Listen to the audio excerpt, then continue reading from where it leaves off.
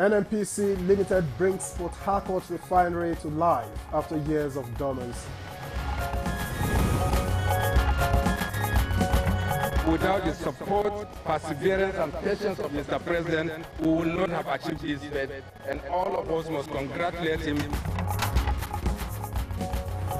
President Tinubu receives Ondo Governor Lucky Ayedatiwa, pledges to deliver on campaign promises. The people have seen what we have been able to do within 10 months, and one of the reasons they came out en masse to vote for our party. Vice President Shettima eulogizes late Paul Onongo, calls for exemplary leadership.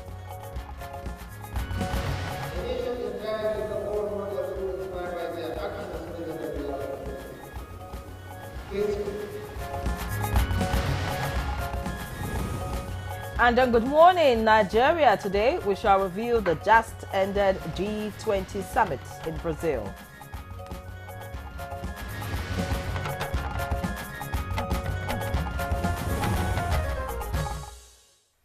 All right, so the G20 summit has come to an end, but this 2024 edition lit up Rio de Janeiro, Brazil on November 18 and 19, marking a historic first for the South American giant. Now it is because President Luiz Inácio Lula da Silva was at the helm, and the world turned its eyes to the iconic city of samba and sunshine. And it wasn't just about the venue, it was about the vision, with a theme of building a just world and a sustainable planet.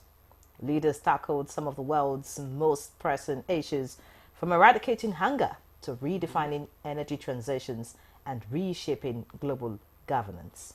And for Nigeria, it was a big stage as President Bola Tinubu joined the summit to underline the nation's role as a strategic partner in the global development. A chance to say, hey, world, Nigeria is ready to lead, partner, and innovate. Some would say we're waiting for action. Well, President Tinubu made waves. Other leaders added their own rhythm to the summit. China's President Xi Jinping marked a half-century of Brazil-China relations with a state visit. Meanwhile, Russian President Vladimir Putin stayed away, citing concerns his attendance might cause distractions. But it wasn't just about diplomacy on display. It was decision-making, from addressing global hunger to fostering international cooperation. Rio buzzed with the hope of a more inclusive and sustainable world. And speaking of hope, welcome to Good Morning Nigeria, where we're coming to you live from Abuja, where the 2024 G20 Summit continues to dominate global and local conversations. So today we turn attention to the summit's highlights, especially the Rio de Janeiro Leaders' Declaration. What do those resolutions mean for Nigeria's economy, social policies, and standing on the global stage? Get ready for a deep dive, engaging perspectives and the implications of this global gathering on our local realities. It's great to have you with us on today's program. I am Victor Azul. And I'm Henry John. You're watching the network service of the NTA. Stay with us. Chukudi Okolugbaja will join us for the People's Review shortly. But for now, let's have the morning news with Dennis Adeguloye. Dennis, good morning to you. Good morning, Henry, and Victor. Good morning, Nigeria. Here is the morning news. As we've been hearing, the Nigerian National Petroleum Company Limited has fulfilled its pledge of restreaming the Port Harcourt refining company, signaling the commencement of crude oil processing from the plants and delivery of petroleum products into the market. We are convinced beyond all doubt that without the support, perseverance, and patience of Mr. President, we will not have achieved this feat. And all of us must congratulate him, because this is his massive pressure that made us to come to this level. And we are very happy. Short, I'm the most happiest person. As you can see, we have most of the youths that are sitting around me right here. I've already given them an orientation that they will have what to be doing from now henceforth. And President Bola Tinubu extends his heartfelt congratulations to the Nigerian National Petroleum Company Limited on the successful revitalization of the Port Harcourt refinery, marked by the official commencement of petroleum products loading. The President acknowledges the pivotal role of former Presidents Muhammadu Buhari in initiating the comprehensive rehabilitation of all refineries in the country and expresses gratitude to the African Export-Import Bank for its confidence in financing this critical project. President Tinubu also commends the leadership of NNPC Limited's Group Chief Executive Officer, Millie Kyari, whose unwavering dedication and commitments were instrumental in overcoming challenges to achieving this milestone. The statements by the Special Advisor to the President on Information and Strategy, Bayo Onanuga, indicates that after the successful revival of the Port Harcourt refinery, President Tinubu urges NNPC Limited to expedite the scheduled reactivation of both the second Port Harcourt refinery and the Warri and Kaduna refineries. He further explains that this will significantly enhance domestic production capacity alongside the contributions of privately owned refineries and make Nigeria a major energy hub, with the gas sector also enjoying unprecedented attention by the administration. The newly elected governor of Ondo State, Lucky Aiyedatiwa, has been to the presidential villa to present his certificate of return to President Bola Tinubu. The governor, who came alongside his deputy Olaide Adelami, thanked the president for providing a level playing field for the election in the state. He also appreciated his colleagues for their support, security agencies and other stakeholders in the electoral process. After the November 16th election, the Independent National Electoral Commission declared the APC candidate winner. The incumbent governor polled 366,781 votes to defeat his closest rival, Agbola Ajayi, of the PDP, who got 117,845 votes. And speaking to State House correspondents, the governor says he's now ready to fully face the business of governance. Russia, I'm a sitting governor who has been on the saddle for the past 10 months, and the people have seen what we have been able to do within 10 months. And one of the reasons they came out en masse to vote for our party. President Bola Tinubu will today begin a state visit to France in honor of an invitation from President Emmanuel Macron. The Nigerian leader's three-day visit, which will focus on strengthening political, economic and cultural relations and establishing more opportunities for partnership, particularly in agriculture, security, education, health, youth engagement and employment, innovation and energy transition, promises significant benefits for Nigeria. In a statement by the Special Advisor to the President on Information and Strategy, Bayo Onanuga, President Tinubu and First Lady Oluremi Tinubu will be received on Thursday at the 350-year-old French Military Museum, Les Invalides, and the Élysée Palace by Macron and his spouse Brigitte for initial ceremonies that will dovetail into bilateral meetings. During the visits, President Tinubu and President Macron will harmonize positions on stimulating more interest in exchange programs that focus on skills development for youths and improving their competencies in automation, entrepreneurship, innovation, and leadership. Vice President Kashim Shettima has reaffirmed the federal government's dedication to advancing gender equity through transformative policies. He stated this during the Hannah Idolu Awolowo Foundation webinar in commemoration of the 109th posthumous birthday of Chief Hannah Idolu Awolowo, wife of the late Chief Obafemi Awolowo. The Vice President emphasized the indispensable role of women in building a balanced and equitable society, calling for a renewed national effort to create an inclusive society where women are empowered to lead and thrive. But also empowered to occupy leadership positions where they can influence and make decisions. And the Vice President is calling on leaders at all levels to imbibe exemplary qualities of unity, justice and selflessness to promote good governance, to position the country on the path of greatness. Shetima made the call at the executive session in honor of late Wantareg Paul Unongo at the Government House, Makurdi.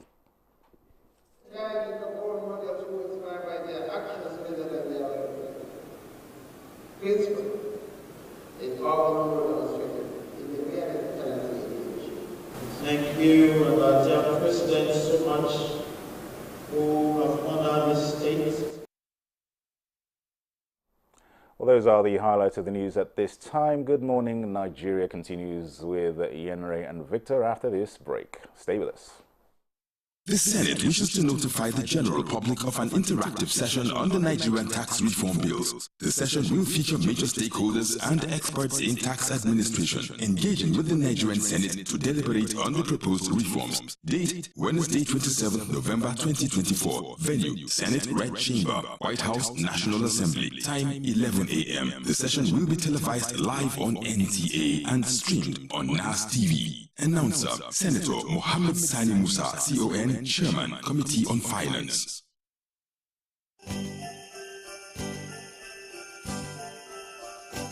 Glory be to God. The child is born. FRCN NTA Bond service of 9 lessons and carols is here. Come celebrate with us. It promises to be spiritually fulfilling with different shades of Christmas melodies, soloists, choral groups, and Santa Claus. Message giver, Reverend Dr. Israel Adilani Akonji, President, Nigerian Baptist Convention. Join dignitaries from all walks of life, including political, religious, and traditional leaders, in an ultimate worship of the newborn King. Date, 1st December 2024. Time, 3 p.m. Venue, the National Christian Center, Central Business District, Abuja. Be our guest.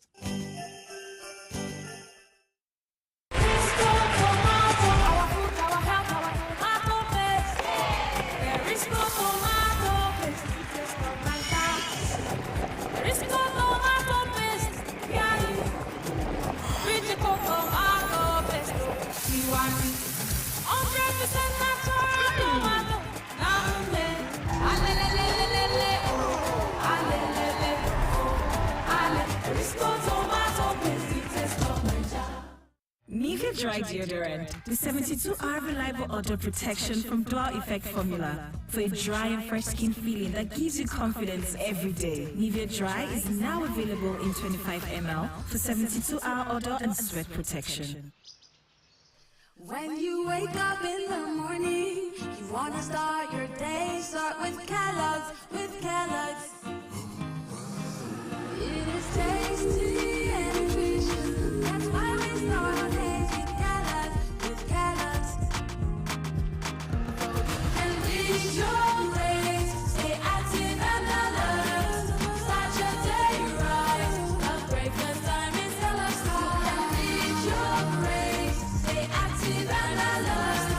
Start your day right, a breakfast time is Kellogg's time. I always want what's best for my family. That's why we ensure we start our day with a Kellogg's breakfast, fortified with essential vitamins and minerals to stay active and alert to reach your grace. Breakfast time is Kellogg's time. Hassan, you know that buy substitute. It's time for lunch. Join us. Auntie Bola must start working.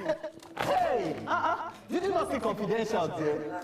I beg you. See, I don't joke with my food. I don't even joke with my personal information more. Things like your name, address, bank account details, and health records are all valuable. You need to be conscious about who has access to them and how they are used when you share them. Remember, if you're an organization that collects or processes personal information, then they are a data controller or processor, and you must register with the Nigerian Data Protection Commission and set up measures to safeguard personal information. And if you experience any data breach or misuse of your personal information, go and report to the NDPC. Come on. What? Where are you coming? NDPC, championing privacy rights. They swore an oath to serve our fatherland and defend the people. They traded their freedom, comfortable homes, and mortgaged their lives on the battleground for our unity and peaceful living.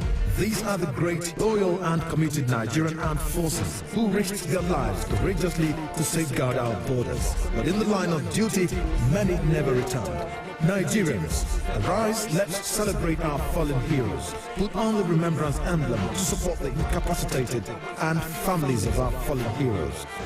Thank you for your patriotic commitment to Nigerian unity, stability, and progress. Parastatals, religious and corporate bodies to donate generously to the Emblem Appeal Launch. Send your donations to these accounts. Account name, Emblem Appeal Launch. Account number 393-200-7526. EcoBank Nigeria PLC. One of the better things about this season is our better times together. Ayo, time to go.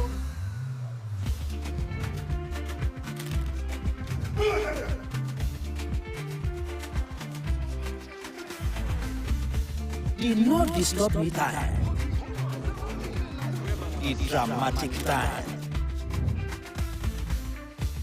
The exciting time.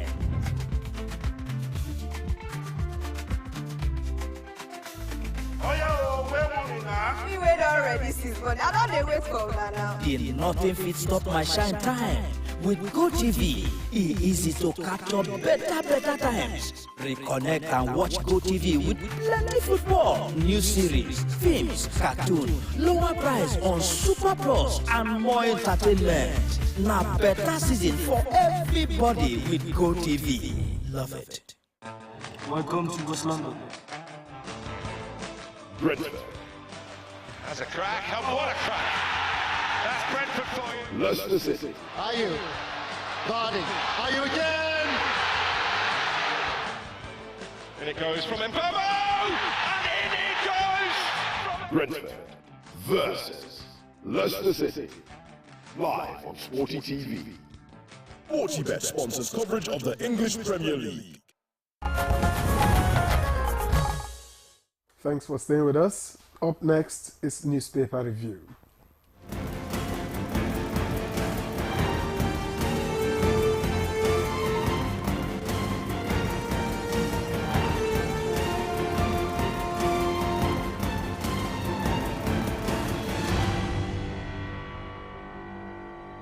All right, Chukwudi Okolu is here with us. Chukwudi, good morning to you. Good morning, this cold morning. How are you doing? My man It's not cold at my end. I like the way you arrange clothes on you. Very neat. Victor, how are you? Well, I could be better, but I'm fine. I know. Finally, I'm feeling fine. One day at a time, okay? Mm-hmm. It will get better. Yeah, I'm still. It depends on how you think. I'm still in the process of getting drunk on that hope. I'm patient, by the way. Many thanks, Chukwudi. I think this is the first time you're complimenting my outfit. I never knew you had that in your mind. But thank you for saying it out. So you've been admiring me. All right, let's look at the papers quickly now. The papers this morning, we'll begin with This Nigeria. And the lead story is on the Port Harcourt refinery. Caption, Nigerians excited as Port Harcourt refinery roars to life. The riders' trucks lift refined crude kerosene amid hope fuel price may crash. Tinubu orders NNPCL on reactivation of Warri Kaduna refineries. Just beside the masthead, again, CBN tightens monetary policy, hikes interest rates to 27.5%. Below the lead story on This Nigeria this morning, we have teach local languages in schools. Reps urge. Below that, demand notice on payment of CFO bills in FCT is also right here. And then we have 80.2 billion naira alleged fraud. Finally, EFCC arrests, detains ex-Kogi Governor Bello. All right, so that's the much we can take from This Nigeria. Let's see what the People's Daily is offering. People's Daily leads with the refinery issue, of course, and it says Tinubu directs NNPC to reactivate Warri Kaduna refineries after return of Port Harcourt to supplies. Above that, ASU threatens to shut down institutions over unresolved demands. Beside that headline, just below the masthead of the People's Daily this morning, we have reps ask Tinubu to provide data on housing deficit, improve access to affordable housing. Quick look away from that. Let's see other stories right here. CBN hikes interest rate, of course, that's on all the dailies this morning, 27.5%, cites surging inflation. And reps urge federal government to provide adequate security for power transmission towers nationwide. And then on the whereabouts of the president, Tinubu jets out on 3-day visits to France today. All right, finally this morning we have 200 trucks to load products daily from Port Harcourt refinery. That's according to the presidency, and that's on page 18 of the People's Daily. Victor. All right, thank you, Yemre. I have the Daily Trust here with me, and it leads with a story. Petrol price may drop as Port Harcourt refinery resumes operation. And that story is continued on page 4. And then you have the picture story detailing that event. And just above that story, you have a triple. Lack of unity, Nigeria's greatest problem. That's according to Jonathan, page 12. Nigeria needs more taxpayers, not new taxes. FIRS boss, page 19. 80 billion naira fraud. EFCC detains Yahaya Bello to arraign him. Page 4. And at the bottom strip, Nigeria loses $1.1 billion to malaria annually. And that's according to the federal government, page 5. 5 people returning from burial die in boat mishap. Page 16. I think that refers to the Baramatu incident. And finally, terrorists, logistics suppliers frustrating counter-insurgency war. Page 3. And I dare say if the logistics supplier is frustrating the counter-insurgency, that's where intelligence comes in to counter that. Chukode. You fight terrorists, bandits on all fronts. You come from whatever. Yeah. It's become hybrid. War really has become hybrid these days. The Ukraine-Russia thing is a very good example of how wars are being fought now. The only problem with the Nigerian situation is that it is not a conventional war. It's asymmetrical in the sense that two forces are not meeting at the on the battlefield. But whatever happens, take those boys down because intelligence. Because if you look at the successes of Israel, for instance, it is tied to intelligence. Israel just planted people in Hamas territory, in Hezbollah territory, then started wreaking havoc on them. So you don't sleep one wink. If you know there's an enemy without, you must be vigilant all the time. Anyway, I am interested in this budget that is presented by the Enugu State Governor. He is saying that recurrent expenditure is crashed to 14%, meaning that capital, which is the elixir, which is the growth magic wand in any economy, capital expenditure is going to get a lot of attention. I think he should extend notes to other governors. I've not read the details of the story, but crashing recurrent to 14%. I'm interested, you know. And then you should also wait for when the budget is implemented beyond the papers. Why? You journalists, you're a bit cynical. You know? Because I think what she's Wait. I didn't come here to lecture anybody because I have learned so much from you. But journalists are not cynical. It is your job to get them to get the budget well implemented. It's not for you to say they go tip the money. No, you don't do that. No, but I don't think so. You know that implementation nobody has said that. Yes. You are saying that on paper what he has presented is looking good. So we're saying we hope that it looks good with the implementation too. That's it. Make sure he implements well. That's your job. I'm not joking about it. The funds have to be available too. But is it the governor that would implement it in total? What about other people that are involved in all of this? Now, what about funding? Do you ever get 100% funding for It budgets? is the job of the governor to make sure that a well-intentioned budget gets properly executed. There are no issues at all about that. He's If it the does not CEO. work, the governor takes the blame at the end of the day. If it works, it takes the credit. Fine. It goes both ways. Then a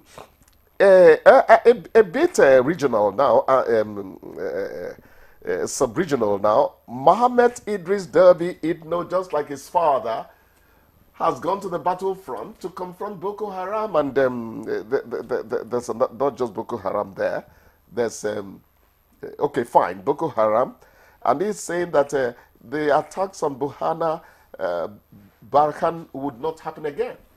When a president goes to war, for crying out loud, well, let's pray that what's happening in Chad is not clashes between clans in the name of Boko Haram and all that, because those are the things that actually label conflicts in Africa. If you check properly, you'll find out that one clan is fighting one clan, and so the trouble never ever ends. But let me not talk too... Talking about trouble ending, I'm authoritatively. surprised you're not starting with the lead story on all the papers this morning, which is the Harcourt. trouble with our refineries, which has ended or is... Maybe I'm talking away in shame, because yesterday I was glibly describing obsolescence and obsolete. I didn't know that Port Harcourt refinery was on the verge of churning out products. So I'm tactically running away from my goof yesterday. This time around, they didn't announce anything. You know, smart guys, because they have been arranging and disarranging and all that. But I want to say for dear country, this is wonderful. Fantastic. You see, when you have so many of them on the field of play, price crashes. That is it. I'm not one of those who say that when anything rises in Nigeria, it never comes down. No, that's not true. Petrol was 150 just a month ago. It went to 130, 130 to 120. Now some of them are selling 1,110. Please, when I say 120, add the 1,000 before each of them. So things really go down in Nigeria. You know, I keep on saying, oh, you're laughing at my... Did you notice that? You're laughing at my optimistic journalism. Did you notice that fuel stations, you know, the stands they have that indicates the price? Yes. They never thought that the price of petrol would get to 1,000. If you notice, most of them is just in hundreds. So now you see a 1 point. Did you notice that? Exactly. You got it too. You know, it's a devilish So we are like you know. we are like never before, right? So I understand when you say 120. Oh, yeah, you that's know. what they write there. 110, 120 to lure helpless. At some point, I thought you were trying to, because you are talking so much about coming down. So I thought you were trying to drive it down by mere words. Victor, this cynicism, I'm going to kick it out of you. You're a journalist. Get it done. If they don't do it, kick them. Give them a kick in the butt. Let them get it done. That's what they owe us. Anyways, CBN hikes interest rate to 27.5%. I'm sorry, my economics... This one doesn't seem to be going down. It keeps going up. It defies your logic. Borrowing is put at great risk. In fact, it's harakiri now. And then businesses, you know, small, medium businesses. But there's a way they explain have to suffer it. for it. I'm not competent enough to explain what a high interest rate could do. But there's actually an explanation for it as well. It's not all bad news. No, the high interest rate, the truth is, the higher the interest rate, the more you have to pay back, right? And if you look at the business you are doing, and then it's not going to give you anything, then you're not going to borrow. So you just do nothing. I agree. You do nothing. This is basic. My journalism never ever gets to speculation. I'm going to read up a little piece and tell you. But you don't have to read up about White Lion. How? What? About the White Lion. What White Lion? Oh, you don't know about that? No, I don't. I don't. Okay. What's that? Let's leave it at that. Is that the gist? Is that the gist in town now? Exactly. Yaya Bello finally is in FCC custody, or has he been released? He said he paid them a visit. He paid them a visit. And they said, this visit is not one that is of very good faith, so we'll keep you a little, you know. Why, if he was going to turn himself in, why all the theatricals before now? You know, I don't think it was really in his favor. It didn't speak well of him. But I'm happy they're talking now. And let justice be done. I think that's the best we can do in that regard. Right. So we have to go on the papers. Or rather, we have to let Chukwudi go. Yeah. Thank you so much. Thank you so much, too. Nice to have you again. We'll see you guys tomorrow. I hope you get a cup of coffee. You guys throw cynicism away and get them to do what they say they're going to do for the people. That's your job. We'll try. All right. Good Morning Nigeria returns after this timeout. Please don't go away.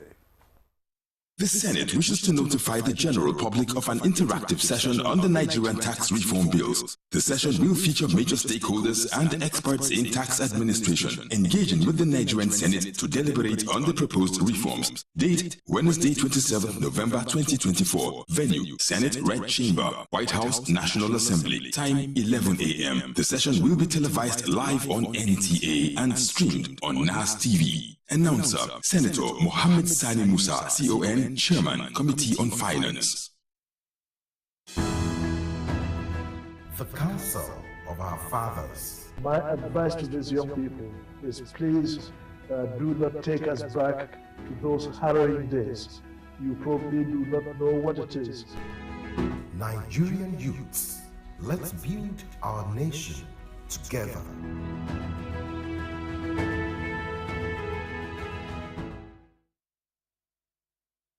The federal government of Nigeria warns vandals of national assets, electricity transmission towers, cables, and other facilities to desist from this act of sabotage. Vandalism is a serious crime punishable under the law. Vandalizing electrical equipment will affect millions of Nigerians, including your loved ones. Remember that national assets belong to all of us, hence the need to protect them.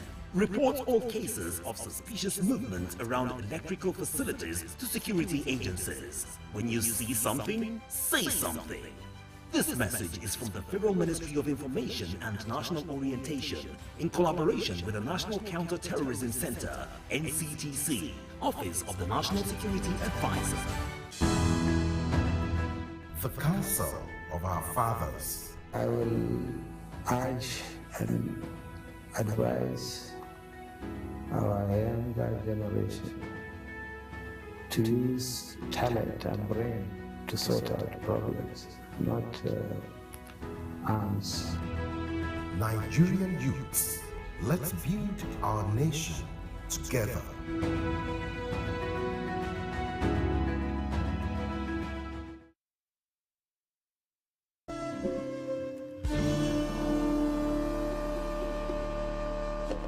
I think Amaka should just move out of the house. Yes. No. Standing out of the house is not the right thing to do. Oh, there you go again with your sentimental family stuff. Baby, if our aim is to stop this affair, it is best achieved under our roof. You do something terrible, and you'll be acting innocent. What are you going on about? Don't ask me that question again. You couldn't even control yourself in the presence of our visitors. What are you accusing me of, woman? My son, I don't know how serious you are with my daughter, but there's something that needs to be done urgently before you move any further. Anything, just anything, just say it. I'm ready to do anything. There is a spell that needs to be removed. Spell. Family forever. The story of our lives. Aslan, you know that buy something to eat. It's time for lunch. Join us. Auntie Bola must start working. Hey! Did you not see confidentials there? I beg you. See, I don't joke with my food. I don't even joke with my personal information more. Things like your name, address, bank account details, and health records are all valuable. You need to be conscious about who has access to them and how they are used when you share them.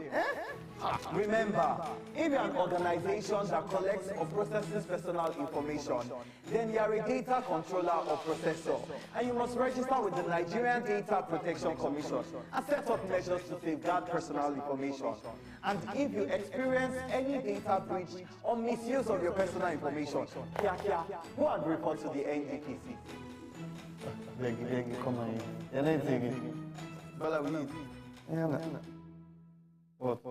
Where you come and NDPC, championing privacy rights. Hey Nigeria, ready to breathe cleaner air and save money? Let's talk about gas. Ride with CNG, the smart, cost-effective choice. Fill up for less and travel further. Save money, save the planet. Switch to LPG for cooking. It's cleaner, healthier, and better for environment. Say goodbye to smoke and eye problems. Do you know Nigeria is a gas nation ranked 9th globally with over 209 trillion cubic feet of gas reserve? Gas isn't just for cooking and driving. It powers industries too. Cleaner, cheaper, and more efficient.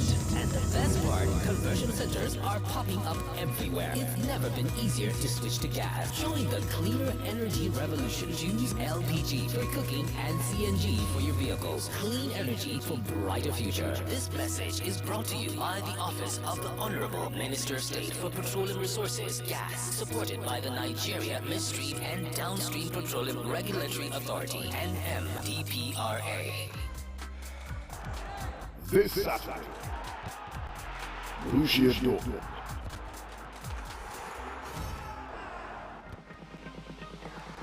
FC Bayern Munich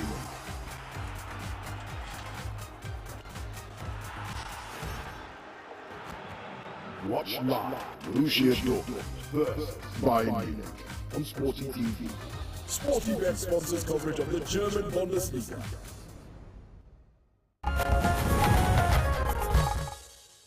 Welcome back. This is still Good Morning Nigeria, live on the network service of the NTA. And to begin our conversation this morning, which is on the review of the G20 summit, let's take a look at this background report put together by our correspondent, Oyeyemi Ajayi. The Group of 20, G20, is the premier forum for international economic cooperation. It plays an important role in shaping and strengthening global architecture and governance on all major international economic issues.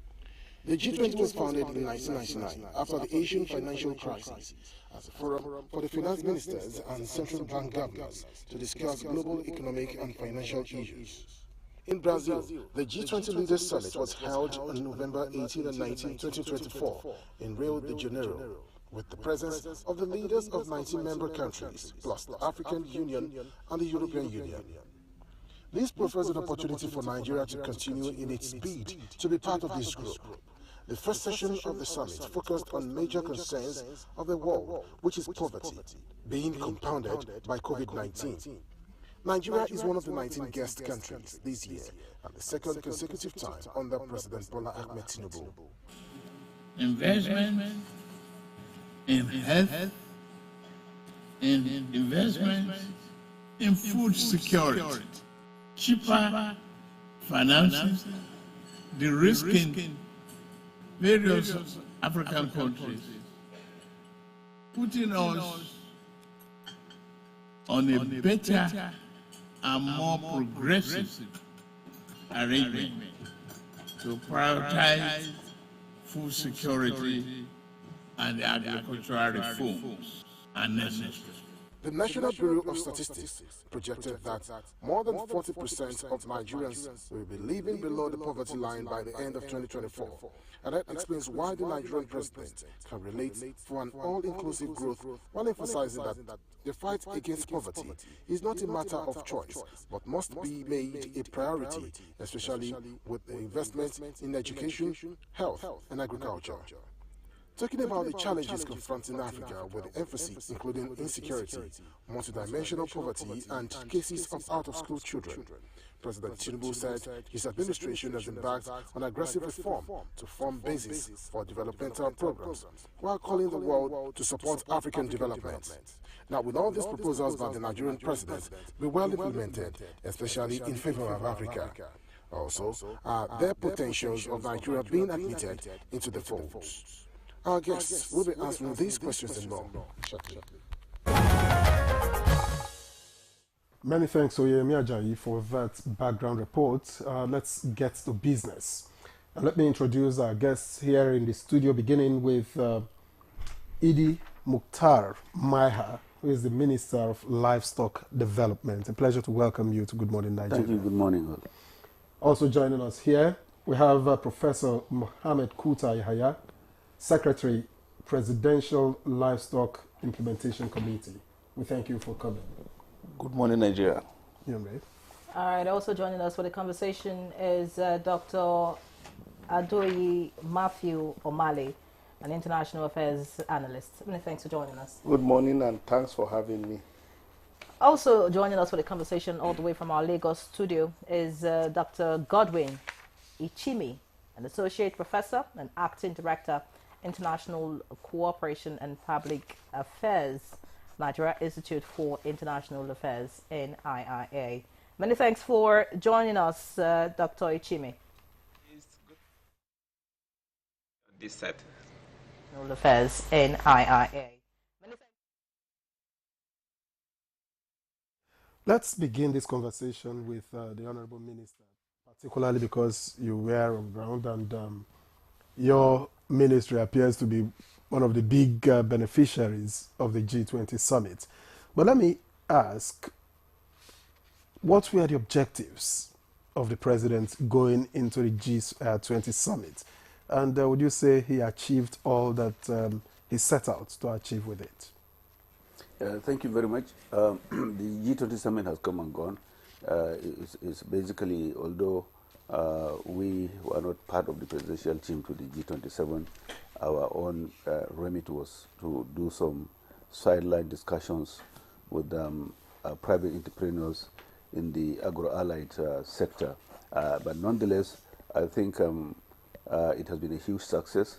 Nigeria was there loud and clear, and it has also been able to promote South-South cooperation.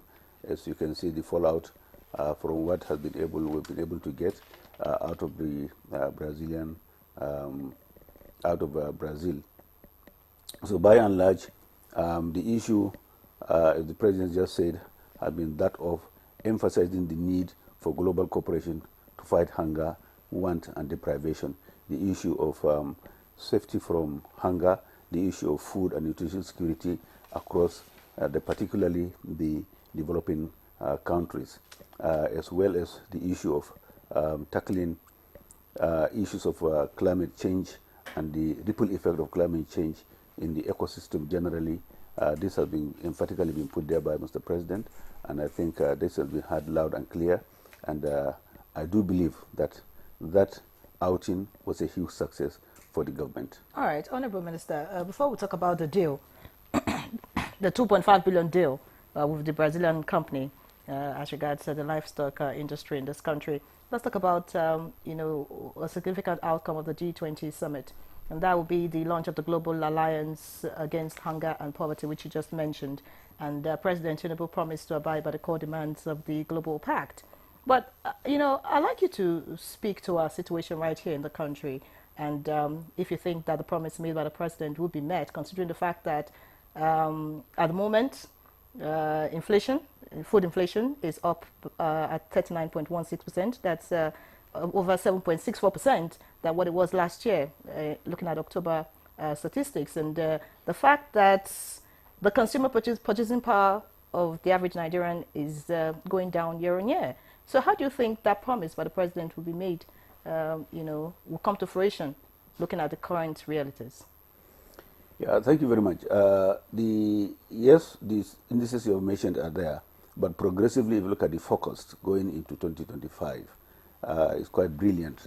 The issue of inflation, for instance, the forecast has indicated that inflation is going to head down south. That's one. Number two, if you look at the performance of the economy, there was just yesterday or the day before yesterday, also 3.something% growth. These are quite positive indices and performance indicators that point to the fact that, yes, the presidential commitment will be met in due course. And also do not forget that progressively as well, a number of other policies that have been put in place in terms of food production and general productivity in the economy is also going to register positive growth. So by and large, we do believe that with the stabilization of flashpoints in the country, with the improvement in terms of agro inputs, etc., the president will be able to curb and all these wild statistics, tame the statistics, as well as realize the issue of reducing of hunger and poverty in the country. Now, all of this, the participation and the much we were able to get out of it, would you say that, it aligns with the country's national development priorities? Yeah, basically one will say that without any fear of contradiction, basically. And that is like I've indicated, there are concerted efforts actually to put all these things in place for better results for everybody in the country. What does the $2.5 billion deal, what does it mean for Nigeria? Well, 2.5 billion, even if you are counting stones, is not a mean achievement, talk less of dollars. It's a very huge success for the country.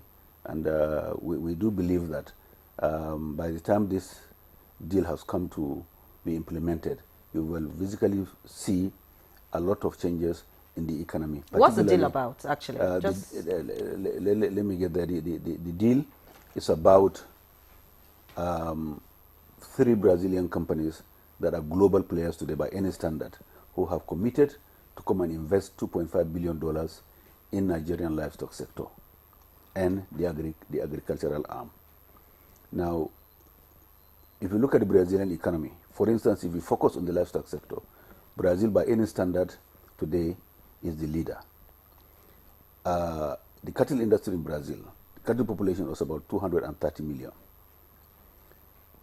JBS company that has committed to this deal is the global leader in process and export of beef and poultry. BRF, the second player, is the second or the largest exporter of steel poultry of pig meat globally. The Best Way seed company is also a major player globally in terms of seed propagation, genetic development, and propagation of seeds across the world. Now, having these 3 companies to agree to commit to come and invest in Nigeria in itself is a sign of confidence. It's a sign of belief that yes, it is happening. Nigeria is open for business and we are interested to come to Nigeria. Number one, the scale of operation, the global reach. JBS turnover in 2023 was $72.3 billion. And this is a company that has agreed to come to and invest in Nigeria. There is no other demonstration to say that yes, this company is coming and you don't need any other proof. This company is by any standards the biggest exporter of meat in the world. Now, they are in over 150 countries. They are exporting all over the world. In fact, the only market they have in Africa is South Africa. They are into China, they are into Saudi Arabia, they are into UAE, they are into US, and a number of other countries. So they have agreed to come and invest. Secondly, the seed company we are talking about, we visited their facilities, we have seen everything, and the performance of their seeds. Again, you can begin to imagine that the yield per hectare in this country is probably 2 to 3 hectares per hectare when you're talking about sorghum or corn. Their seeds and agronomic practices are the best anywhere. They are almost hitting 12, 13 tons per hectare.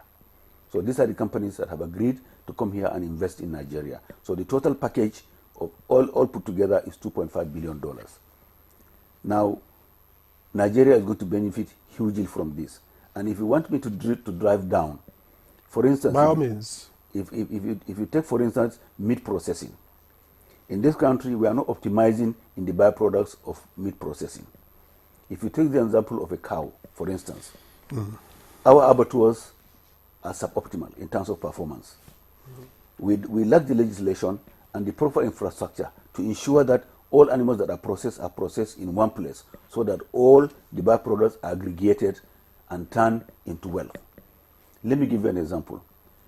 The blood of a cow in an abattoir drains into a blood bank, and this is turned into fish meal. Where the abattoirs are not up to standard in terms of design and operations, you waste these products. Meat should be deboned. By the time you debone meat after processing the cow, the bones are crushed, are also exported.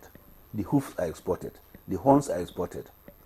the solid waste, that is the feces, also turn into organic fertilizer. And now you're talking about the meat. So all these things are not harnessed in this country, and simply because the lack of legislation and proper infrastructure so that you can harness all these things. Imagine in a city or in a settlement where 200 animals are slaughtered in different areas. You don't aggregate those byproducts we're talking about. So in their own ecosystem, there is no waste. Completely there is no waste. And all these things are exportable, they are usable, there are other industrial byproducts. So these are the kind of investment that is coming to this country. Again, if you look at the operating system, for instance, of JBS, they have feedlots. But what attracts that relationship between us and them, and what model we want to, the model we want to adopt here is a model of the outgrower farmer supply system, where you have a number of feedlotters, a number of people who are into cattle fattening. Now we receive standards of husbandry management from the company, fatten their animals, and then supply as off-takers. This stands to create thousands of jobs for our youth in this country. It's going to open up a lot of the presently locked up value chains. In terms of number one, you get feed millers, you get commercial pasture cultivators, you get also a large number of animal health workers who are also going to be involved. Okay. So you can see there is a ripple effect in terms of employment generation and wealth creation. And then finally, poverty elimination. All right, poverty elimination, that's one aspect we'll talk about. We'll see if it's possible to eliminate it in a country like ours. But let's get to our other guests now. Many thanks, Honorable Minister Meha. Let's get to Professor Muhammad Kota Yahaya, Secretary Presidential Livestock Implementation Committee. First, before we talk about your specific, which is livestock implementation, let's look at the overview of this G20 summit. Some Nigerians in some quarters think that Nigeria's participation wasn't important. In your own view and the outcome, and listening to the minister, what's your perception about the whole visit and the outcomes? Well, I'm very privileged and honored to have been part of that delegation. And with my co-chairman, Professor Atairu Jega, we're on the same train with the Honorable Minister of Livestock and the Honorable Minister of State Food Security, Agriculture and Food Security. We had a very extensive tour of this site, as the Honorable Minister said, and it's a fallout of the relationship between Brazil and Nigeria, which Mr. President is the chief salesman and promoter. Mr. President has done us a great favor by giving us that opportunity that would have eluded us if not for that exposure, because Brazil has conquered poverty. Brazil has engineered prosperity through its livestock sector. We saw it live and direct. And by and large, what Mr. President has done is that he's a part of the global players. For you to have the world leaders on the same table, and he advocating for some of the desirable changes, especially in terms of food security, climate change, which are some of the topical issues that are affecting us as a nation. We are not in isolation. So therefore, for me, whoever thought that Nigerian participation, where you have world leaders seated on the same table with our president, is not important, is that that person is not a patriotic Nigerian. Because for us, we saw how Brazilians love their country, how patriotism has become an order. And therefore, we think that we as Nigerians, we must of necessity love our country. We must think Nigeria first, no matter the circumstance. Nothing lasts forever. Whatever circumstance we find ourselves, we are the sources of the solution. And part of this trip, I could see hope. I see a kind of radical change that is coming up. Because in Brazil, rural-urban migration has been tamed. Some of the places we visited where these factories are sited are no more than 80,000 people. But they have all the facilities that you can imagine, from airstrip to modern facilities, so they have been able to tame rural-urban migration. and that is fundamental in development. The agricultural sector is flourishing. There is massive job creation. In JBS, the minister mentioned, they are operating on shift. 300 workers on continuous duty on shift, 2 shifts per day. And the entire mechanized setting is amazing. And they are processing and developing the sector, creating employment opportunity, creating opportunities for wealth creation. That alone, with Nigerian having to sign a deal of $2.5 billion, is like a company. JBS, the minister said the last year's turnover was $72 billion. Already, as at November 2024, their turnover, according to the chief executive officer, is $79 billion. So that means they are likely going to do almost $100 billion this year. What's the budget of many countries around the world, around the G20 itself? So you can imagine one company with that, and they are coming to invest in your country. That means they are going to import their technologies, they are going to transfer their technologies, there will be human capacity development and benefit for the citizens. So as far as I'm concerned, we have a window of opportunity to conquer poverty by this development. We have an opportunity to create wealth, because today Brazil holds a record of the lowest cost of production of chicken, the lowest cost of production of beef, because the ingredients required for production are in abundance, particularly soybean. Brazil is the largest producer of soybean, and corn, from the technologies, with almost 12 to 13 tons per hectare production, where many countries are on 1.2 or 1.5 tons per hectare. You can imagine getting those technologies back to our country. It will amplify production, it will reduce food security, it will enhance productivity in terms of livestock.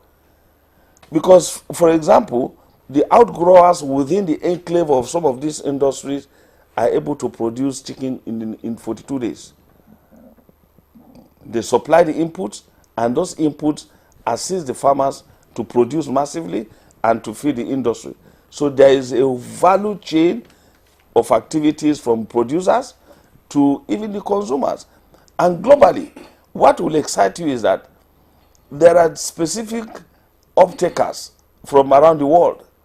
Many prefer certain parts of the product. For example, Japan preferred hearts of chicken, is massively produced and exported to Japan. Many countries in Latin America are benefiting. And then even the cold chain system is a whole lot of value chain development that can create employment if properly harnessed. So for us, farmers who are going to go into pasture production, who are going to go into forage that will be used for livestock, will have a new deal. For example, or hitherto, before now, many countries were demanding for production of like alfalfa. Niger State government has signed an agreement with Al Marai of Saudi Arabia to produce alfalfa in millions of dollars.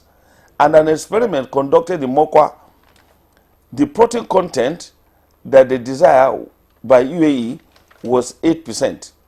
Mokwa produced 15%. So that means our capacity. And now you can see the window of opportunity created by Mr. President. The new Badagry-Sokoto road is going to pass through Niger State, which has the largest landmass in Nigeria. And already there are about 8 irrigation sites along that route. So that means there will be production of food or pasture. And already the Niger State governor, who was part of that delegation, had offered to provide 1.2 million hectares of land for the JBS to start with. So we are going to have the benefit of massive production of ingredients that will be required by this industry, like food, and already we are already having an advantage. You produce for both human and for livestock consumption. As the minister said, we are going to have outgrowers for livestock as we have for crops. And the good news is that this will engineer the process of governmental support to the livestock sector in terms of financing. We had supported crop production in the near past. Now this is a window of opportunity for Nigeria to support the livestock sector, and our committee had come up with different, indicators, about 3,000 performance indicators as at the last count. 3,000. 3,000 performance indicators for the livestock sector. And one of them is the creation of Ministry of Livestock Development, which Mr. President had done, appointed a minister and deployed all the resources with landmark features, including an office complex that is the best of its kind that you can see anywhere in Abuja, in the Central Business District area of Abuja. And they have directed the Honorable Minister of Minister of FCT to renovate and furnish that place for the ministry to take off. So you can imagine, out of those 3,000 indicators, there are a lot that have to do with the entire value chain of agriculture, of livestock sector. And livestock is not only about cattle. All right. It's about piggery, it's about poultry, it's about even small animals. We'd have to pause you. We're talking about the G20 summit. Of course, if we give you all the time, you want to tell us about the livestock ministry and all that it would mean for the country. But let's quickly get to Dr. Omale now, as we continue the conversation on the fallout of the G20 summit. I'd like you to first and foremost give us your overview of how the summit went, some of the comments made by our president, and then what was brought back. This deal, for example, what does this mean for us? Thank you very much. To me, the summit was a huge success. Huge success because the way to go is through multilateralism. The G20 constitutes a very, very important institution in international politics because most of the industrialized countries of the world belong to the G20.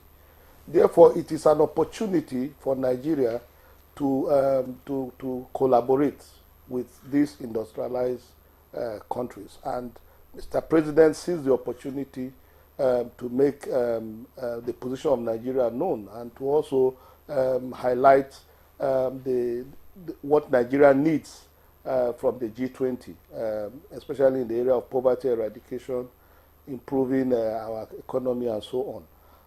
So to that extent, it was a very, very important meeting that Nigeria could not have afforded to not to attend, especially that we were invited specially. We were one of the 5 countries that were invited to participate, to have that meeting with the G20 because Nigeria is strategically located. Just like Brazil, we are the most populous black nation on earth, and this invitation was extended to our president because of the stabilizing role that we are playing in Africa. If you solve the problems that are grappling Nigeria, you have solved a lot of problems in Africa. So by inviting Nigeria and by our president participating, it shows our the type of respect that the international community, especially the G20, have for our country. On the issue of the takeaway from the summit, yes, 2.5 billion is not a small money, running into trillions of naira. And for us to have this deal, it's very, very important. Especially, I'm going to look at it from the political economy angle. If this deal, if it succeeds, because for now it's in the pipeline. If it succeeds, like my other panelists have said, it's going to really transform a lot of the economy, especially in the agriculture or livestock sector. Why am I saying that? We know that we're even grappling with insecurity, and one of the problem of insecurity is the endemic poverty, especially in the northern parts of the country. And when they bring these resources in, it is going to keep a lot of the idle and population and youthful population busy. My joy is that the livestock sector in Nigeria is very, very underdeveloped. I'm happy the minister is here. We like the other panelists have said before me, they pumping that type of huge amount into the livestock sector. To my mind, we transform that sector. That sector is key to addressing some of the challenges that we are facing in the north. Our livestock sector is still basically subsistence in nature.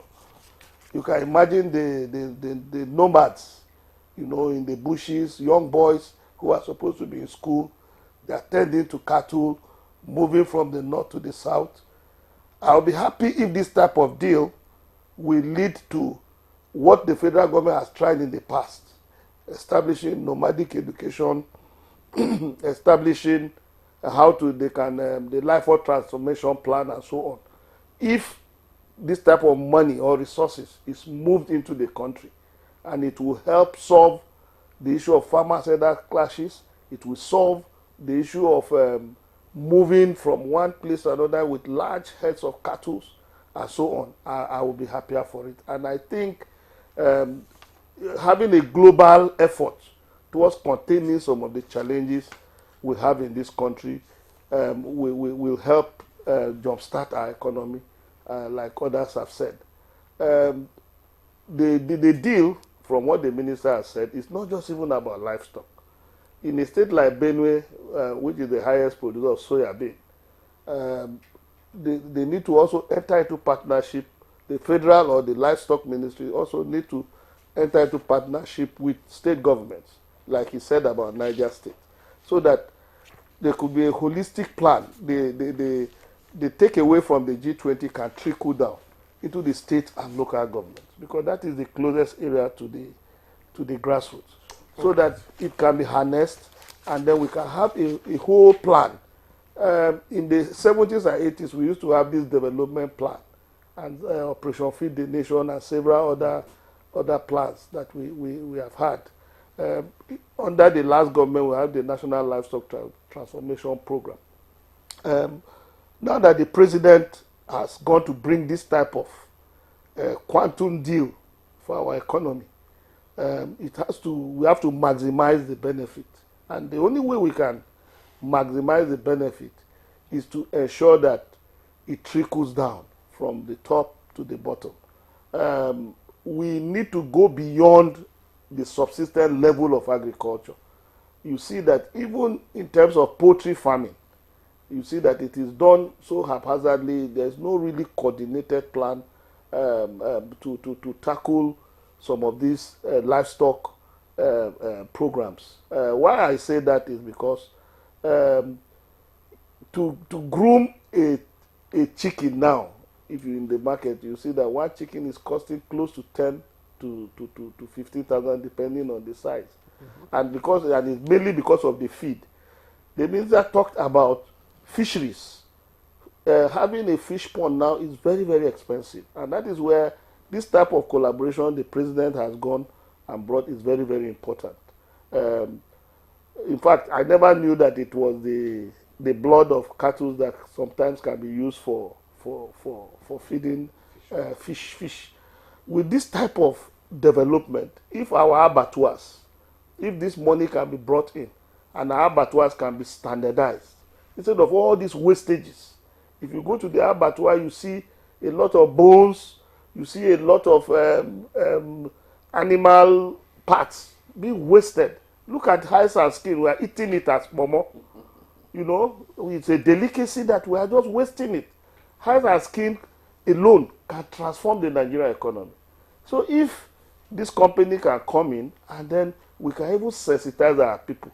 Instead of eating this momo, we can use it to produce leather works, furniture, shoes, and several other things that will benefit our economy. I'm not saying that momo consumption can be totally eliminated, because it's almost a culture in some parts of this country to eat momo. But you see, on a serious note, if we bring in this company, and I don't know whether the component of the agreement, the Honorable Minister is here, include building, processing companies or within the country, or processing units within the country, maybe in each of the 36 states. I don't know the component of the agreement. That will go a long way in helping in processing meat, in processing the byproducts of meat, of cattle, and other livestock that we may All have. right. Yes. Thank you very much, Dr. Mali. Let's head to Lagos, where we have Dr. Godwin Ichimi. We thank you very much for your patience, and of course, you have the benefits. You've had the benefit of listening to the other guests here with us in the studio. Perhaps you want to give us your own assessment of the just concluded G20 summit. Part of it is that the African Union was formally welcomed to the fold as a permanent member, and you know what this means for Nigeria as part of Africa. And then we are talking about the deal. There's been a lot said about it. Are we ready for such a deal? Of course, in terms of the structures that we have in place, the bureaucracy, and I hope we will deal with corruption as well.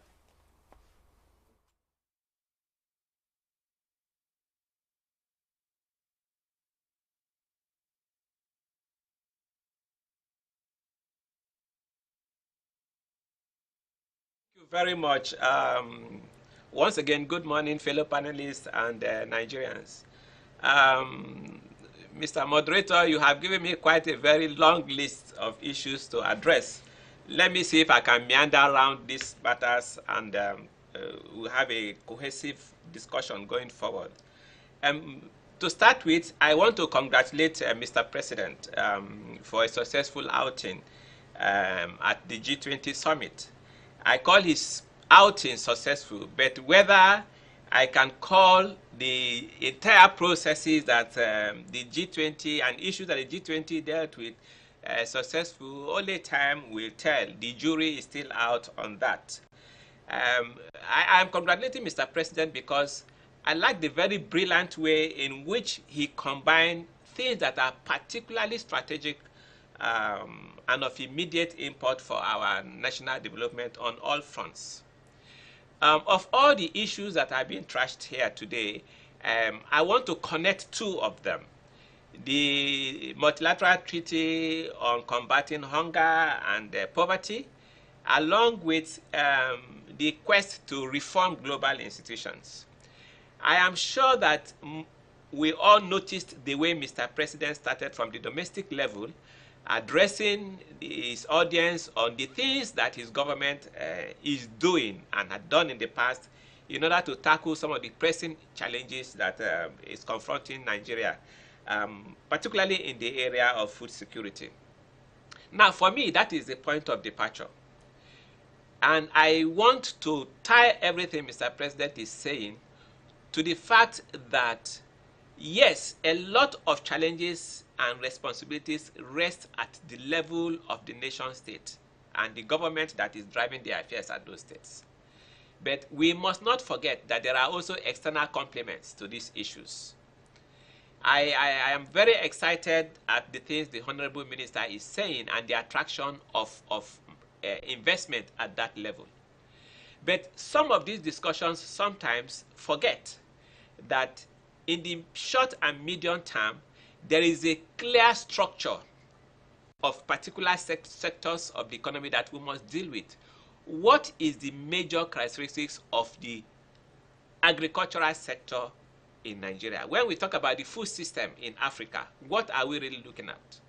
We're talking about small peasant holdings of maybe 2 or 3 acres, driven mostly by people in the rural areas, particularly women that constitute the bulk of our agricultural force. How do the regimes of multilateral institutions and the kind of things that they promote and support, how does it interface with the productive capacities of these producers at this level? What these regimes and the economic systems that they promote do is that they combine different shades of the food system.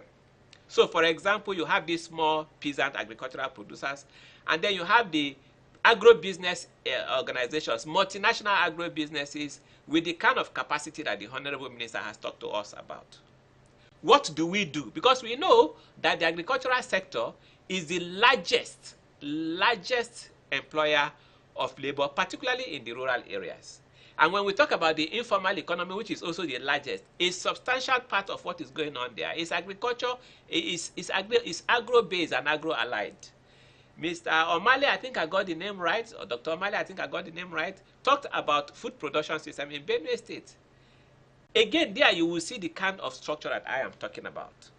So, the framing and consolidation of the logic of global institutions as they bring these things together, as they subject them to market forces, must be clearly understood in terms of what they imply for our local production capacities in Africa in general and Nigeria in particular. When we talk about productivity, it is not just domestic production that we are talking about. We are also talking about external complements that has to do with things like exportation.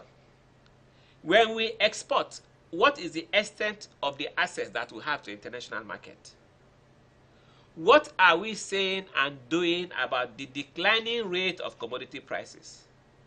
What are the other regimes of, for example, taking the WTO, the regimes on trade and investment, the regimes on intellectual property rights, and all the various standards and rules of the WTO? How does that impact on local productivity? These are the things I am sure we are running through the mind of Mr. President when he called for the reform of the major multilateral institutions of the world that are connected to the kind of things that the G20 is talking about. We can add also the IMF, the World Bank, and the likes. The various policies that they pursue have direct implication for critical sectors like agriculture. So the point I'm trying to point out here is that while we are doing all of these things at the level of the nation state, while Mr. President and his team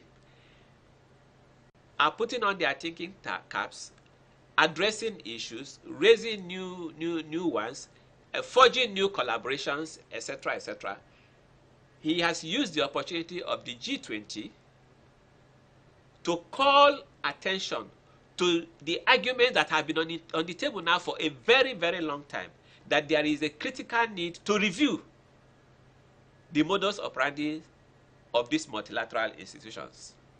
Now, Mr. Moderator, you asked me earlier the implication for Africa. Africa is the second largest continent in the world.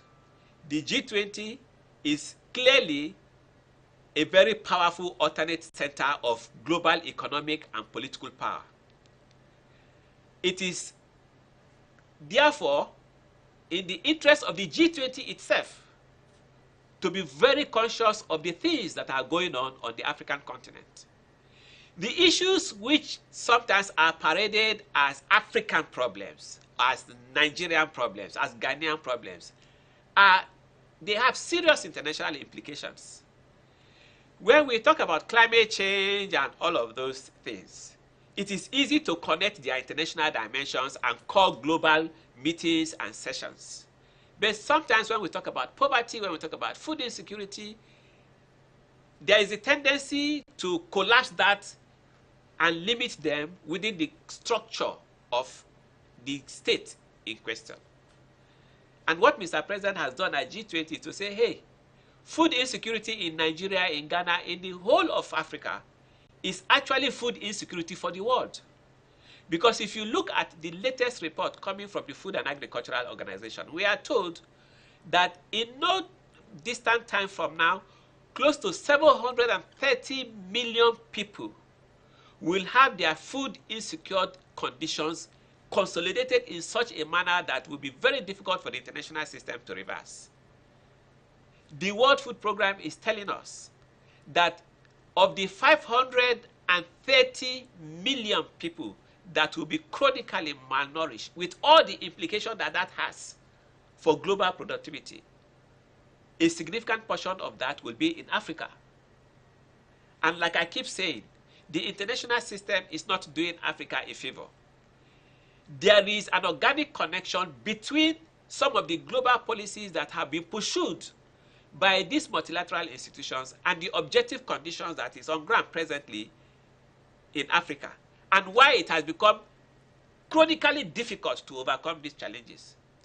Before anybody accuses me of dumping our responsibility for national transformation on the international system, let me reiterate, ladies and gentlemen and Nigerians, that I am not saying that the government should abdicate its responsibility. I am not saying that we don't have a role to play. But I am underscoring the fact that these challenges have international dimensions. And yes, it is good to attract foreign investment. Okay? But our president has done very well in saying, I may do all that I can. I may attract these foreign investments, but there are rules of engagement. The entire neoliberal order and the way it promotes foreign investment and production and distribution and consumption of global resources make it particularly difficult to overcome some of these entrenched practices. So, I join Mr. President, I join Nigerians in congratulating Mr. President for not letting the world forget that while we are doing our bit here, the world also needs to do its bit. At the Nigerian Institute of International Affairs, we recognize this. And that is why one of the youngest units that have been added to that institution is the Center for Trade and Investment. There is a need to critically begin to interrogate the character of the trade and investment that we attract, and to ensure that ultimately they are in sync with our peculiar economic, political, and strategic considerations. The character of the trade and investment. Much, Dr.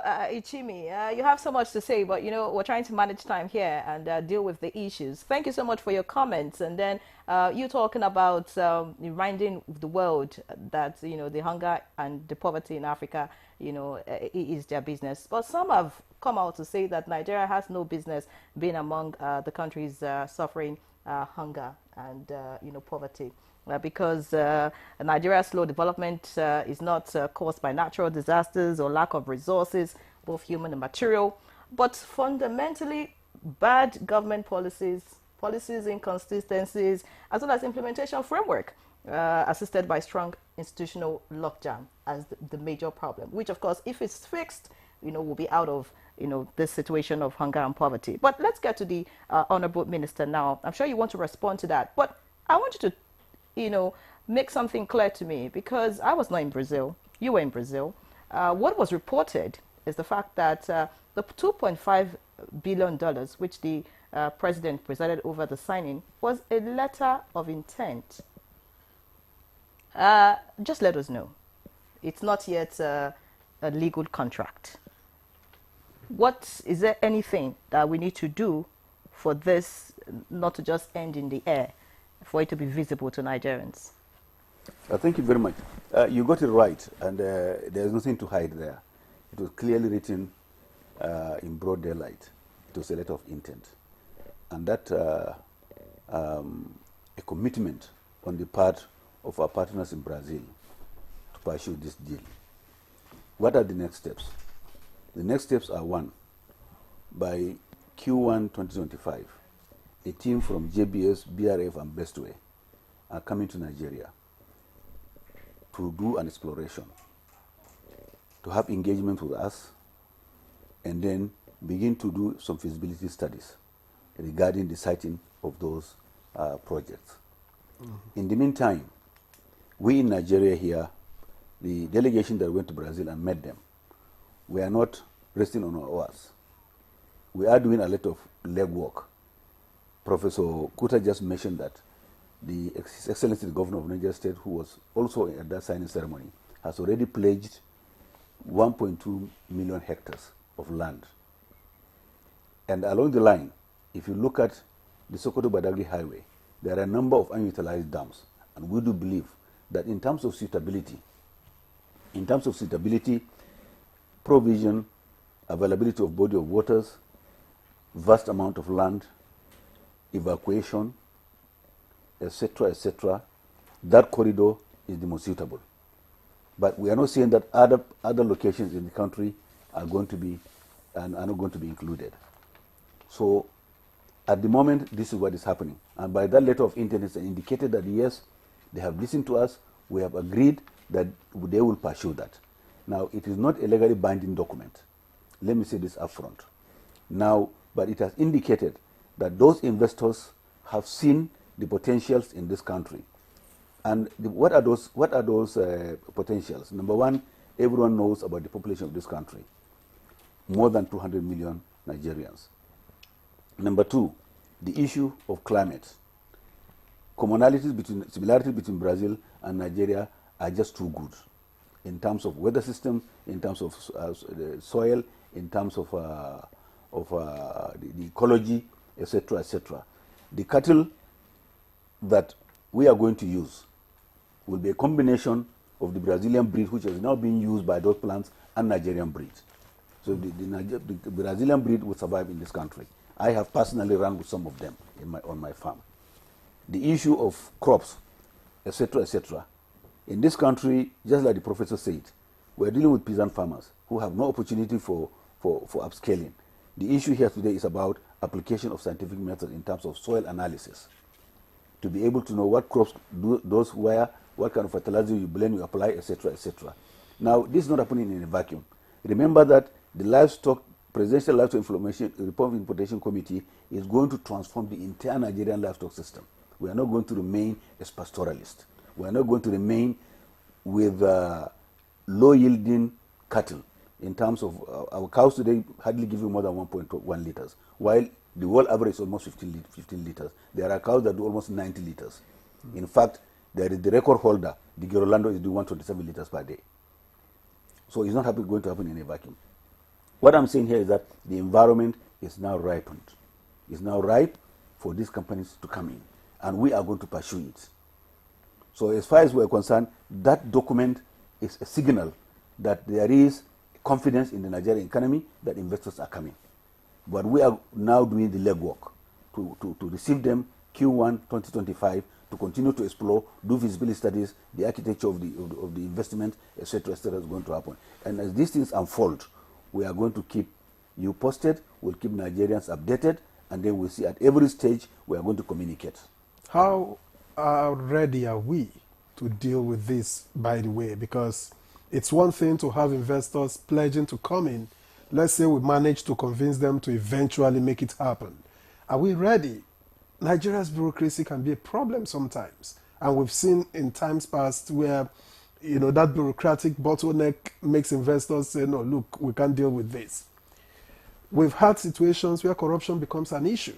Are we ready to deal with these so that we can make the most of this deal, this potential deal?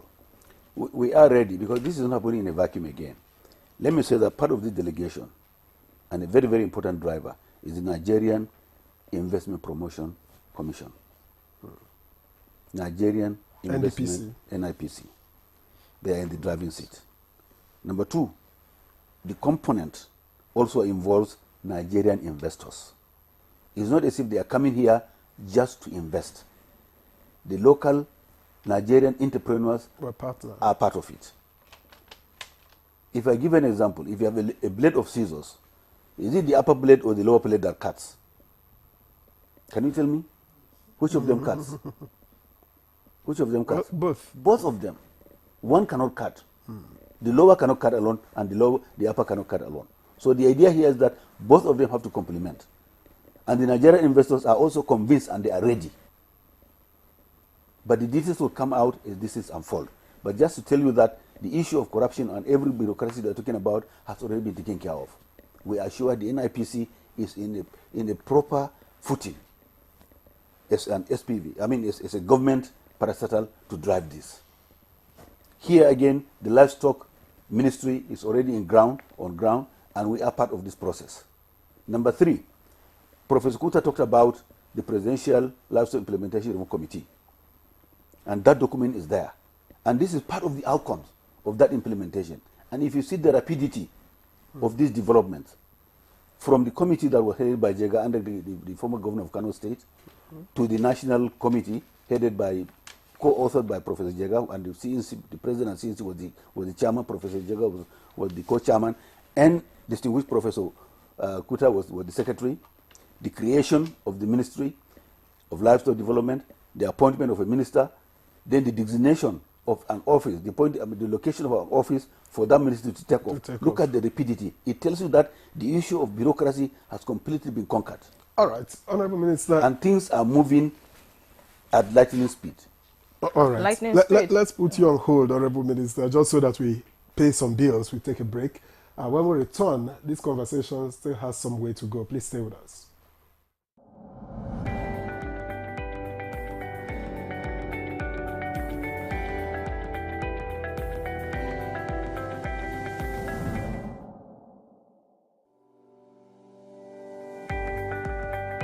The business environment, to be honest with you, has been extremely hard on most Nigerian women's businesses, and of course harsh for a number of reasons. There is no way you would increase or move subsidy and increase the price of fuel that it doesn't have a counter effect. It has been very challenging for so many women. I know that a lot of them have cried in one way or the other to us to find ways of intervening. But that is not to say that it is all doom and gloom. We will still have a few percentage of women that are thriving in this economy, but we hope that we'll be able to get a larger percentage. One of the things I've seen with even our local purchases now is that people are buying more made in Nigerian options of food, of clothing, and so on and so forth than the imported. So that again is helping some of our industries thrive. Surprisingly, the telecommunications is still doing well, and the reason is very simple. A lot of people are going for online options of skills in terms of training, communications, even remote working. And so you will see that people that provide services around those areas also thrive.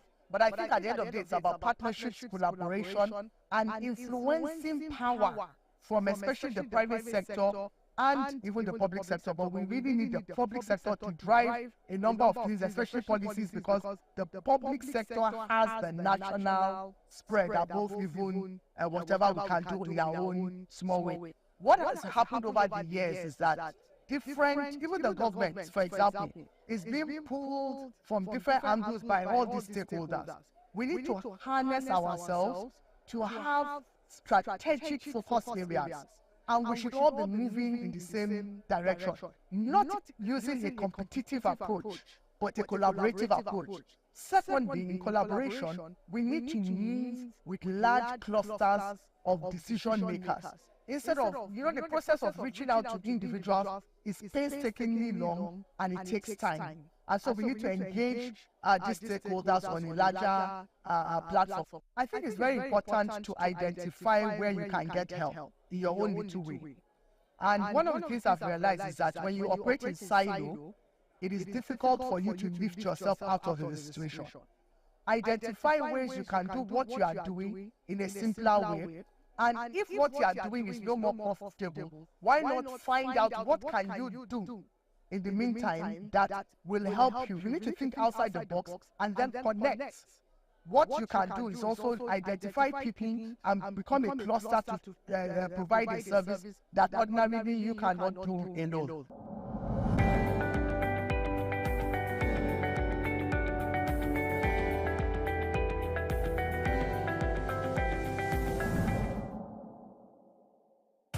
This Sunday, live on Sporty TV.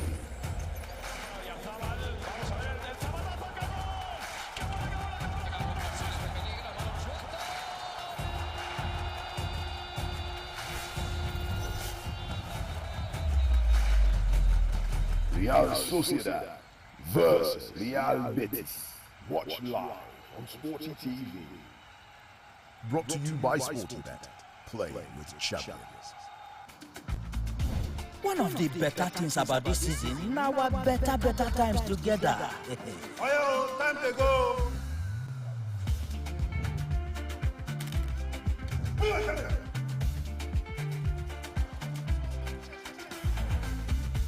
The no disturb me time. The dramatic time. The exciting time.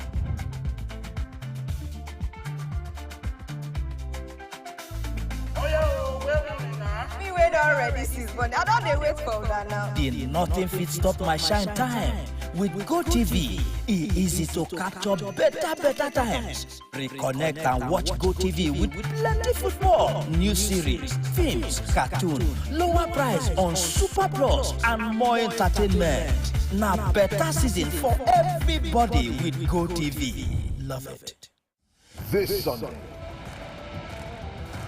Toledo.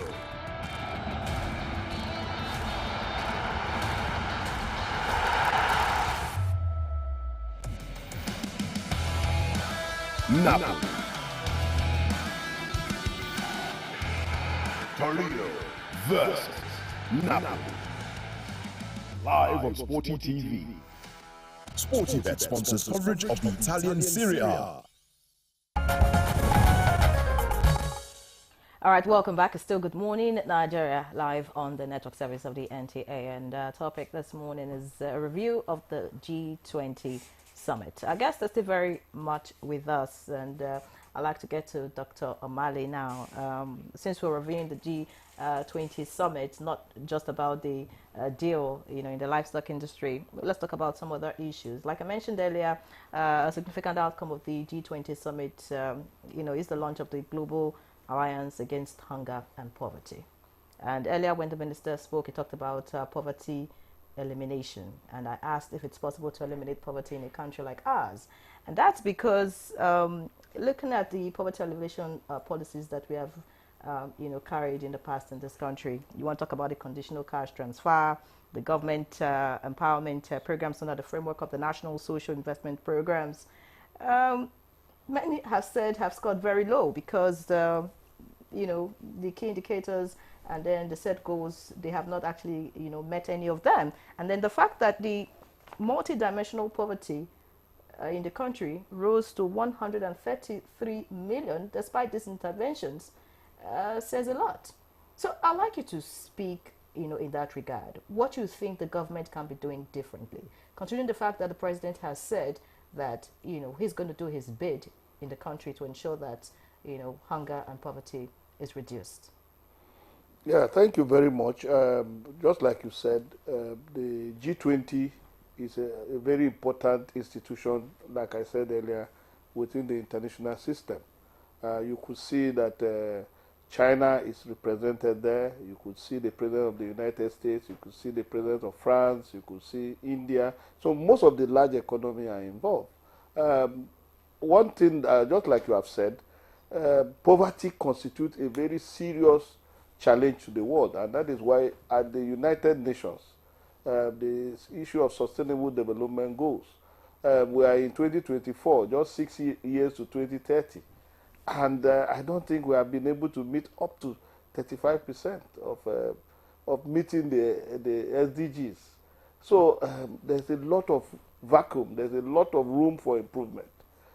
Just like I agree with you, most of the poverty eradication programs that we have embarked on over the years, whether it's NAPEP, whether it's seeds, which later became needs, most of our programs have really not been able to make the necessary impact. The poverty gap continues to widen. The inequality between the rich and the poor continue to widen. The out-of-school children. So I agree that most of these poverty eradication programs have really not made the type of impact that we desire. Our only hope is that with this renewed vigor, that Mr. President is putting in, by putting pressure on the G20 to give priority to have this alliance that will really take on poverty head on. Because yes, we say that we have done a lot in terms of eradicating poverty, but the truth of the matter is that there's a lot of unemployment. There's a lot of poor people around. If you look at the United Nations, UNDP statistics and so on, many Nigerians are still grappling with the issue of poverty. So at the world stage, we need a concerted effort to be able to address this issue of poverty. And the man from the Nigerian Institute of International Affairs made a very, very important point. the issue of reforms of global institutions. And that does dive into the question you have asked me. Currently, within the United Nations and within most of the international global institutions, Africa is not adequately being represented. And I'm happy that Mr. President made this point very, very clear, that there is need to reform these global institutions so that we can have a voice at the table where these issues are being discussed. All right. And Mr. President made it very clear that we need to be involved. And then we cannot talk about poverty without looking at the impact of climate change, because climate change is even contributing to the poverty more than anything, especially even in the livestock sector that we are talking about. All right. Yeah. Thank you very much, Dr. Mali. Let's head back to Lagos. And Dr. Chimi, I just wanted you to chip in. You know that key discussions also included need for equitable global taxation reforms, debt restructuring, and increased climate funding.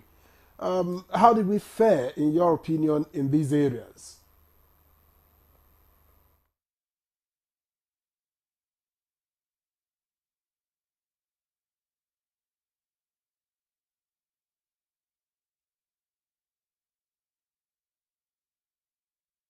Thank you very much. There can be no gainsaying that on quite a number of fronts, Nigeria in particular and Africa in general has not done very well. And this is not about the current government. It's a trend that has been with us for a very long time. And I doubt that it will disappear. There's a magic wand that will just make everything disappear at once. So to answer your question directly, there is room for substantial improvement in the state of affairs in these areas that you have mentioned.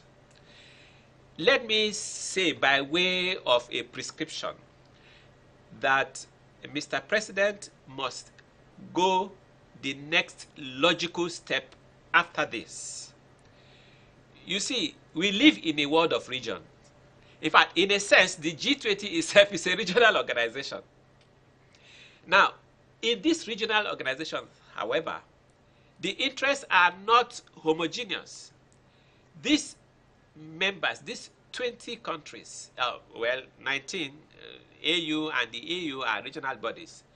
They will, after this session, after the G20, all dissolve back into other multilateral organizations and institutions where the agenda may not necessarily be consistent with what Africa and Nigeria in particular needs at this point in time. So the next step forward that I will suggest and strongly recommend to Mr. President and his team is that we need to begin to also look inwards. There is a need to establish independent, sustainable engines of growth and development that is within at least a substantial control of Nigeria and its allies on the continent. And this is why the presence of the AU in the G20 is also critical. Nigeria, as Dr. Male mentioned, is a very important member of the G20 and, of course, of the AU. We need to go back and look at arrangements like the African Continental Free Trade Area at the continental level and the other regional building blocks and begin to tackle these issues, these ones that you have mentioned, along with many, many others. There should be specialized templates to address our peculiarities, because 50, 60 years of experimenting with received wisdom and models from the North has not gotten us anywhere. I know that the bulk of the responsibility stops at the national table. I said that before, and when your co-moderator made that point by way of a critique of my position, which I appreciate, is telling me what I have already said, which is that we have the onus lies on us to rediscover and move forward to address those gaps and deficits at the level of the national, or if you like, domestic political economies.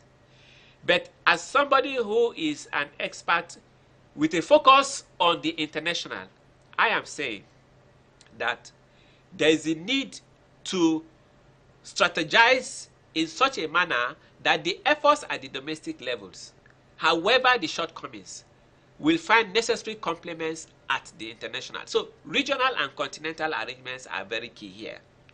Finally, let me say, since we are talking about investment, that we must begin to also query the kinds of investments that we attract. More often than not, you'll find out that these regions and countries that have broken through, they did that precisely because they laid out the terms and conditions upon which investment will operate in their immediate climes. I think that that gap is missing more often than not in our own case and in the case of Africa as a whole. And that's why I'm very excited that the Honorable Minister, take us through some of the steps that we are to expect going forward. And I am sure, given the caliber of the eminent personalities on the livestock programs and strategies of the federal government, we will begin to inculcate these things. But we need to widen the base. For example, this government has established a Ministry of Marine and the Blue Economy. Now, the whole world is going towards the maritime sector. What are the character and the nature of the investment that we are attracting into that sector? These new sectors and emerging areas are the ones that are capable of pulling us out of poverty the way that the traditional and conventional sectors that we have been toying with over these past 50, 60 years cannot do. Because if you ask me, these sectors are now saturated. But Nigeria has very huge prospects in the maritime sector. We are also looking at the maritime sector at the Institute. That is just one. I am sure that if we put together the necessary complements of experts, we will be able to identify these new areas, not just for Nigeria, but also for the whole of Africa. And then we can begin to now redefine the character and the nature of investments that we will be dealing with and engaging with going forward. Because I am sure, like I said before, that if we were to run with the traditional and conventional sectors, the rules of engagement will change very little.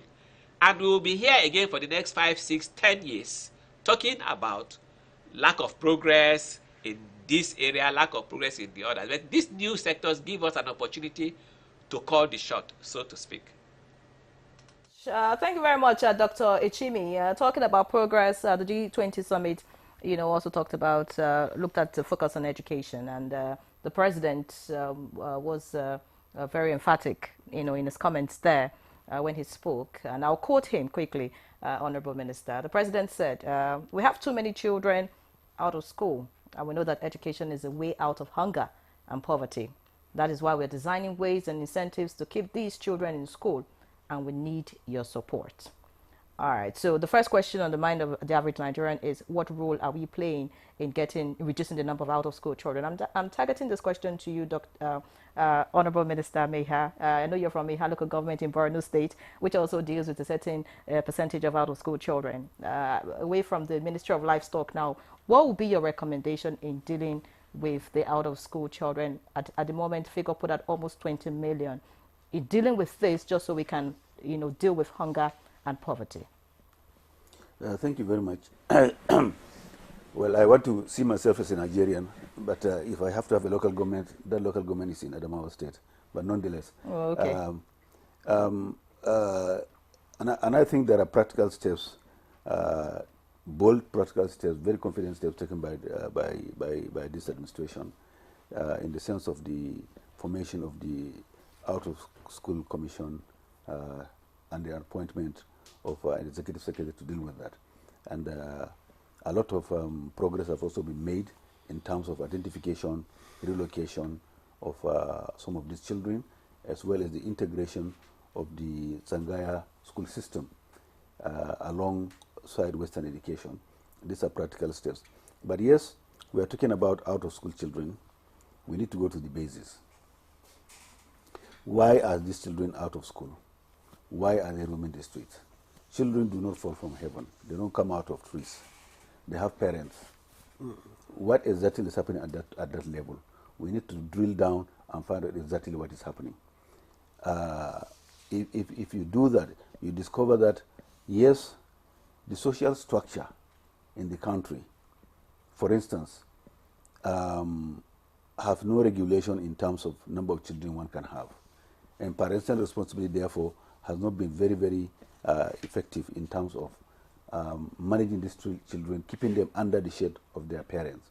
So the tendency here is for people to have children without commensurate parental responsibilities and obligations. Therefore, that is the loose end. That is the loose end. And therefore, we actually need to look at look at it at that level. Look, every parent must take responsibility of the child they have brought to this world. That is basic. That is basic. And if it requires some level of enforcement, I think an attempt should be made to enforce that. Number one. Number two, the responsibility again is about the issue of educational system. The educational system should make it in such a way that every school-going child must be in school, whether the parents can afford or cannot afford. And I do believe that we have resources in this country at that primary school level to offer free education.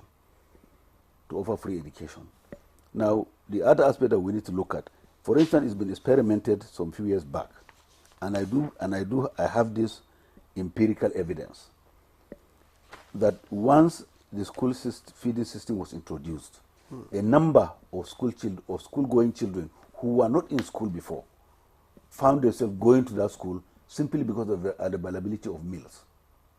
So it is that issue of lack of adequate feeding at home drive children away to wander to look for what to eat. Now that the school feeding system was introduced, those age-going school children who were not in formally enrolled school found themselves going to school because of that attraction. The incentive was there. So, and I do believe that that is one net that probably, if you restore the school feeding system, you also have the tendency of fishing out a lot of those wandering children to go to school, and therefore they can be enrolled, whether they come from that local government or whether they come from those cities or not. So I do believe that we have enough resources, and with the recent commission introduced by Mr. President, an appointment of a leadership, and that commission is doing wonderful things to take these children away from the streets and take them to school. Now, I do know that, and I've read it, and that's subject for confirmation. Some of the children that were taken out of the city were handed over to their local governments. Now, assuming somebody comes from Sokoto, from Zamfara, in Kaduna and Abuja, without any known home, sleeping on the streets, no definite meal, no definite place, no reference point, no address, these children should be returned to their homes of origin. Because apparently there's a serious social dislocation. A child from Sokoto, from Zamfara, from Adamawa, from Borno, found in another part of the country with no good parental care, with with no next of kin near him, an adult to take care of him, is very, very vulnerable. And that's a breeding ground for crisis, for crime, etc., etc. So that's my take on that. All right. Thank you, Honorable Minister. Let me just take the last 1 minute to get to Professor Kuta.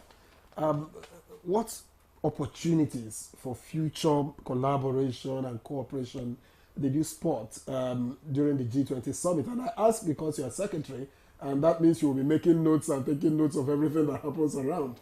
Well, the first takeaway is political will. Mr. President has not left anyone in doubt that his commitment is total.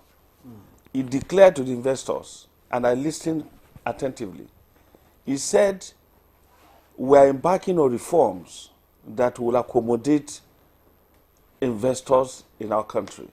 For the livestock sector, I am the chairman of the Presidential Livestock Reforms Implementation Committee, and Professor Jega is my co-chairman. He said it to let them know the import that is ready. And for those players, they're not beggars. For them to have confidence in coming to invest in Nigeria is driven by Mr. President. So therefore, for me, the leader has demonstrated that is ready. And I believe that is a good window of opportunity for Professor Nigeria. Kuta, thank you very much. Yes. Honorable Minister, we are in fact almost out of time. Just before we hear the completely. final words from the Honorable Minister, I'd like Dr. Adoyi to just, in 15 seconds, your final words as we round off. Yeah, I think we should continue engaging with the rest of the world. We should continue, just like others have said here, this type of multilateral engagements are very, very important. And Mr. President is also going again to France for a bilateral talk. So we should continue. Okay. Dr. Ichimi, in Lagos, your final thoughts as we round off. 10 seconds.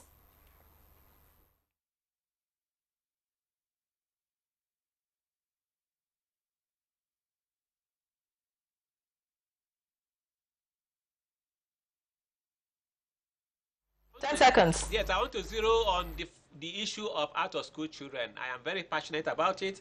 I think that the state owes these children, 20 million plus of them, a very important constitutional responsibility. I think we should look at our social investment trust system to accommodate these children. I think we have walked away from the structures that we used to have, and those structures that used to accommodate these kind of situations, and we need to go back to them. For example, Thank you. There'll be no time to take the examples. I'm sure there'll be another time. You know, we'll have you on another program. Honorable Minister to tell us what other prospects we could take away from the G20 summit as your final my final thoughts on this. And let me say this. I've read and heard and benefited personally on my farm from Brazilian livestock transformation over the years. With the kind of reform that is happening in this country today, there is an opportunity for multidimensional prosperity for Nigeria.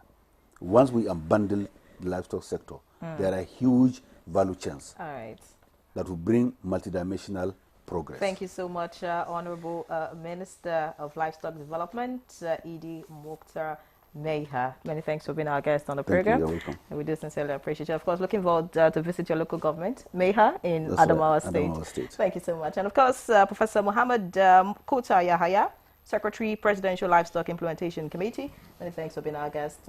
We do sincerely appreciate you. It's a pleasure to be here this morning. All right, Dr. Adoyi Matthew O'Malley, International Affairs Analyst. It was a pleasure to have you again. Thank you so much for always being with us. And of course, Dr. Godwin Ichimi, your examples will come in another program. Associate Professor and Acting Director, International Cooperation and Public Affairs, Nigeria Institute for International Affairs, NIIA. Many thanks for being our guest. We appreciate you for your insights. All right, so that's Good Morning Nigeria this Wednesday. Thank you so much for being a part of it. I'm Ian Ray John. Remain tuned to the NTA. And I'm Victor, so have a great day.